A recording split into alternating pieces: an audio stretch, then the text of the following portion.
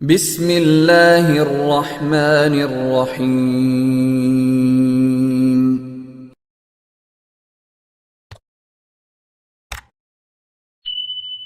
السلام علیکم ورحمۃ اللہ وبرکاتہ۔ ان الحمد للہ نحمده ونستعینه ونستغفره ونستهدیه والصلاة والسلام على سید المرسلین محمد وآلہ وصحبہ اجمعین، اما بعد۔ حاضرین و ناظرین، یہ درس قرآن نمبر 252 ہے اور آج سورہ آل عمران کی صرف ایک آیت کی تلاوت اور تشریح کی جائے گی، آیت نمبر 41۔ اعوذ باللہ من الشیطان الرجیم، بسم اللہ الرحمن الرحیم۔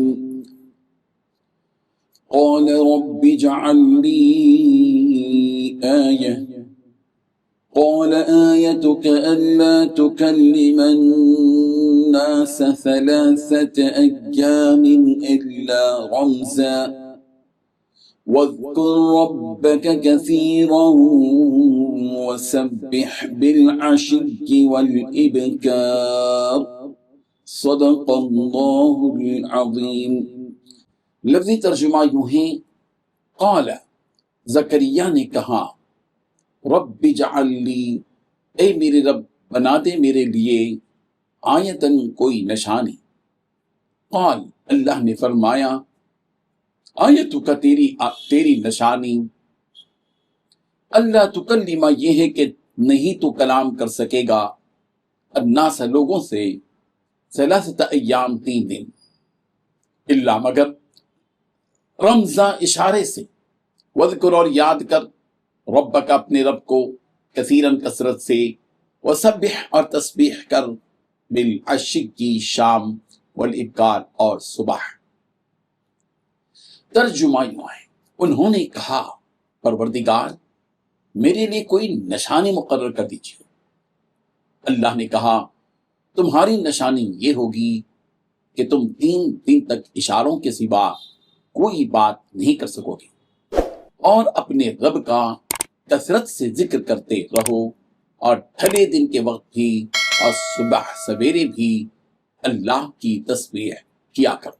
اس آیت میں 4 باتیں بیان کی گئی ہیں۔ پہلی بات، حضرت زکریا علیہ السلام نے کہا، پروردگار میرے لیے کوئی نشانی مقرر کر دیجیے۔ دوسری بات، اللہ تعالی نے کہا، تمہاری نشانی یہ ہوگی کہ تم 3 دن تک اشاروں کے سوا کوئی بات نہیں کر سکو گے۔ تیسری بات، اپنے رب کا کثرت سے ذکر کرتے رہو۔ چوتھی بات، اور صبح و شام اللہ کی تسبیح کیا کرو۔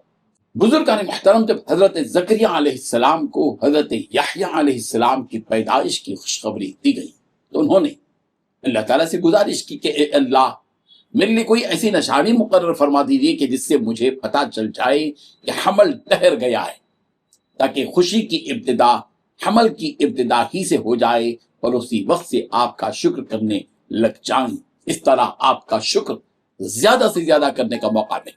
چنانچہ اللہ تعالیٰ نے حضرت زکریا علیہ السلام کے لیے ایک نشانی مقرر فرما دی کہ تم 3 دن تک بات نہ کر سکو گے، یعنی تم لوگوں سے بول ہی نہ سکو گے۔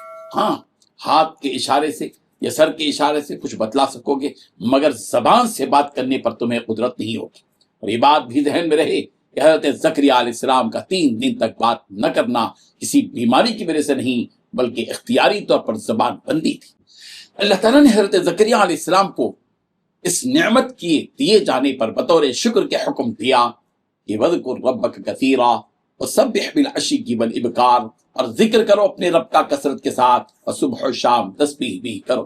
اس سے معلوم ہوا کہ جب اللہ تعالیٰ کوئی خاص نعمت عطا فرمائیں تو فضول خرچی، عیاشی اور غفلت کے ساتھ رہنے کے بجائے اس نعمت کے دینے والے کا شکر ادا کریں اور اس کا کثرت سے ذکر کریں۔ لوگ نعمتوں کے ملنے پر پارٹیاں کرتے ہیں، ناچتے گاتے اور ڈھول بجاتے ہیں، اور عیاشی اور خواہشات نفسانی میں لگ جاتے ہیں اور شیطان کو خوش کرتے ہیں، جبکہ مومن بندوں کی ایک پہچان ہے کہ وہ نعمتوں کے ملنے پر نعمتوں کے دینے والے کو بکثرت یاد کرتے ہیں۔ اللہ تبارک و تعالیٰ ان آیات کو سمجھنے کی ہم سب کو توفیق عطا فرمائے، آمین۔ وآخر دعوانا ان الحمدللہ رب العالمین۔ ڈیلی درس قرآن کو سبسکرائب کیجئے، اپنے تاثرات اور مشورے ارسال کیجئے اور متعلقین کے گروپ بنا کر انہیں روزانہ درس قرآن بھیجیں اور اجر ثواب پائیں۔